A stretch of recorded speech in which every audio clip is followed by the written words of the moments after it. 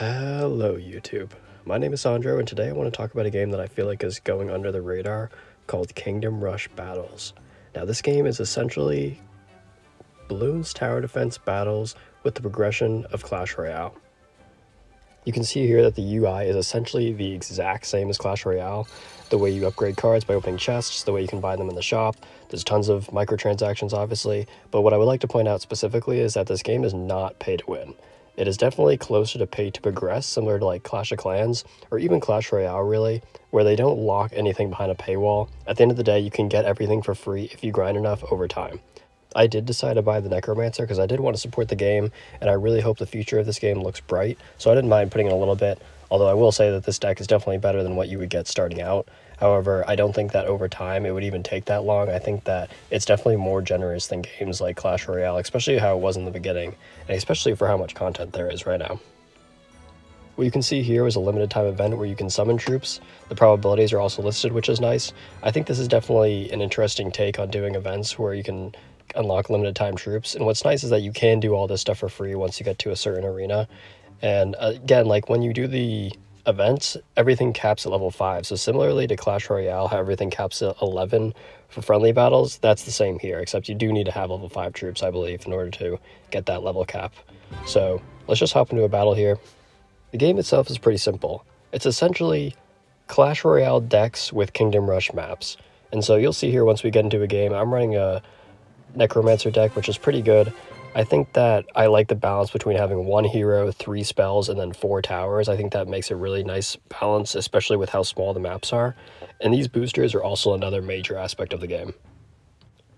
Now you can see here that these boosters are pretty unique, and what's really cool is that you can choose boosters to specifically counter what your opponent has.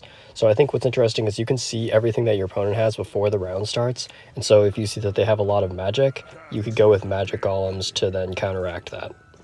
What's cool about the Necromancer strat is that if you are able to defend and put a lot of your money into those Necro towers early, you can swarm your opponent and basically wipe them out as soon as possible. And if you can get them to lose before round 4, I believe, it's considered a blitz, and then you'll get 3 stars. If you make it to round 4 and then the game's still going on, stars are given out depending on what you've done, how many stars you've lost compared to your opponent, and a few other things. Now I think that based on the boosters that you pick, it can basically make or break a round or an entire game. Even if you have a better deck, like I feel like I have a better deck than my opponent right now, I could see myself losing this game easily. To give a little history on myself though, I've been playing Kingdom Rush since the original game came out when I was in middle school on those old laptops that our school had. And so I've been a huge fan of this entire company and everything that they put out. I really enjoyed the first 3 games. Vengeance was okay, and I think the Pirate Kings DLC really elevated to make it a game that I would definitely recommend. And then Alliance, especially with the Wukong DLC, has been one of my favorites so far.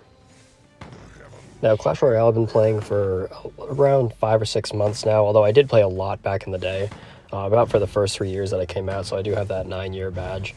Although I think the beauty of Clash Royale is that coming back and seeing all those different evos and all the new things that they've added has actually really increased the replayability of the game. Even though I don't have most stuff unlocked, I like the potential to be able to unlock that stuff.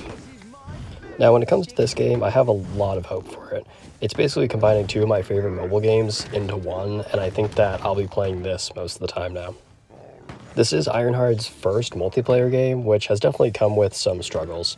It was definitely not perfect on release date. There were definitely server issues, connection issues, and I can already give some feedback that I think could be beneficial for the team.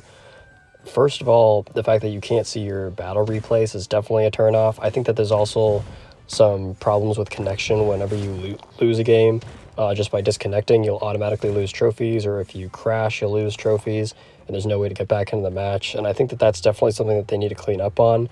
That's noticeable with games like Clash Royale, where you almost never get connection issues, and if you do, you're able to get back into the game as long as it's still going on. So they definitely need to improve on that. I think for the most part, the towers and heroes and spells are balanced. I think that it's really map dependent too. I think that depending on what map you're using, you're going to choose a different loadout, so you may not always go for the most rare or most expensive towers. And I think that that's a key component to this game becoming successful, is that what makes Kingdom Rush so cool is that sometimes you can force your own strategies, but being able to pick towers that work on a specific map or a specific arena, I think will shine, and it'll definitely separate the strategic players versus the players who are just paying to win, or so they think they are. It's great that Ironhide can go back into the previous games, use the heroes, use the towers, use the themes, expand upon all that lore that they built in those original games, and now bring it to that multiplayer setting where more people can enjoy it. I think the history of this game is pretty cool too as well. The devs had to hide it under a hidden studio, and people were calling it Kingdom Rush knockoff or Slop Rush, and to see it get to where it is today with all the time that they've put into it is really cool.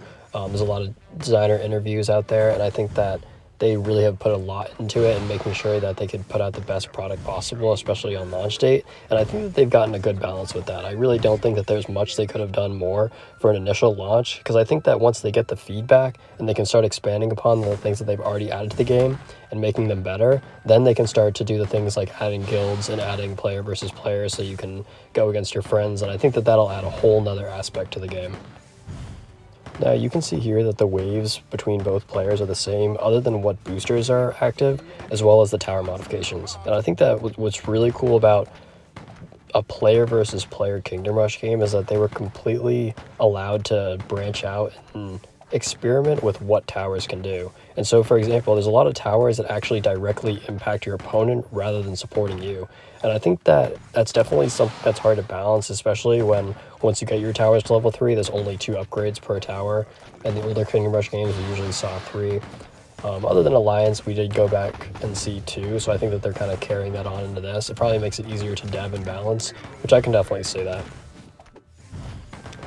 What I like about the game overall is that the progression, especially for free-to-play, seems good. I did buy a couple of the packs, but I do think that I've gotten most of my stuff from free-to-play. And what I noticed specifically is the balancing between getting cards and getting gold to upgrade them. I felt like that was very balanced, and I think that that's something that's hard to do, especially when there's a lot of different ways of getting stuff, whether it's through chests or the daily challenges or the battle chest that restocks every 12 hours. I think that that had a good balance, especially for a day 1 drop. You could definitely tell that they put a lot of time into that. That's definitely really important for a game like this that's free to play, and I think that if they hadn't gotten that balance right, then it would have driven off a lot of players. You can see here though, this game is very close. I am on 1 heart, my opponent has 3.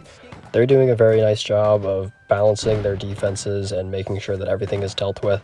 Me, on the other hand, I'm kind of just scrapping by, trying to get as much as I can down, and I am definitely pushing my limits here because I think that that's the only way that I'm going to be able to win in the long run.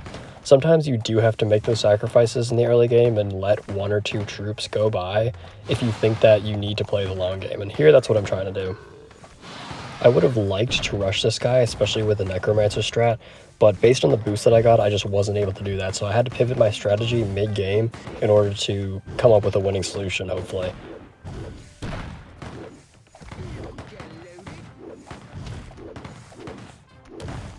I think a really cool way to play the game too is strategically buying your upgrades. So for example, with the artillery, there's one upgrade where you can get that it shoots off a cannon basically at the other opponent's troops, and it'll stun all the towers around it.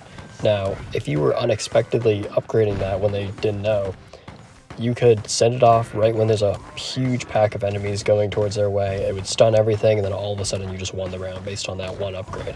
And I think that those in-the-moment decision-making moments really carry this game and give it a similar feel to Clash Royale where, you know, if you don't log that Dark Goblin at the bridge, it's going to get 600, 800 damage. And that feels really rewarding as a player. Now, I don't think I've played the game long enough to know if it's very balanced or not, but I do think that your strategy comes more against the boosters in the arena and the maps in the arena. And so if you can prepare for that well, you don't have to worry too much about what your opponent has. Although if you know that they have some really annoying upgrades that may make you struggle later on, that's definitely something to think about. This is the last round here though, and it's looking pretty tough on both of our ends. I think we could pull it off if they can't defend it, but I think we have to use what we have in order to slow down everything as much as possible, because we're definitely not going to get through all of it. And that can sometimes be what it comes down to if it gets to this last round.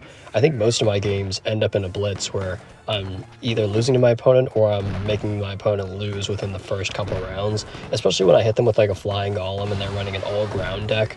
That just cooks the opponent right away, and I really enjoy that aspect of it, because if I see that they have like a Geralt Lightseeker and then they place down bear racks, I mean, that should be obvious that you should go for the flying boosters. And so we're coming up here on the end of the battle, and I need to hold this one troop off here at the bottom. If I can't do that, we're cooked. But I think if I can, there's no way that he's going to be able to defend that pack up there. So hopefully I can stop them just in time. And just like that, we make a huge epic comeback. That was a game that I shouldn't have won, but I stayed persistent with it, and I stalled troops as much as possible, and I was able to get that win in the end. And that's an example of a game where, like, that was a buzzer beater ending. That was cinema, if you ask me. So let me know what you guys think about this game in the comments below. I'm really hoping this thing takes off, and I'm planning to make more content on it because I feel like there's just not enough people talking about it. And you can see here, this is what the chest looks like. I like that it gives you a nice variety of cards compared to Clash Royale, and especially considering how many cards are in the game right now, it definitely is generous with what you get. And so, I would encourage you to try it. Obviously there's bugs, this game just came out, but I think that come a few months, they'll get those things situated, and then they'll start dropping releases, on a monthly basis, hopefully, similar to Clash Royale, and we'll just see what happens after that. So, peace, guys.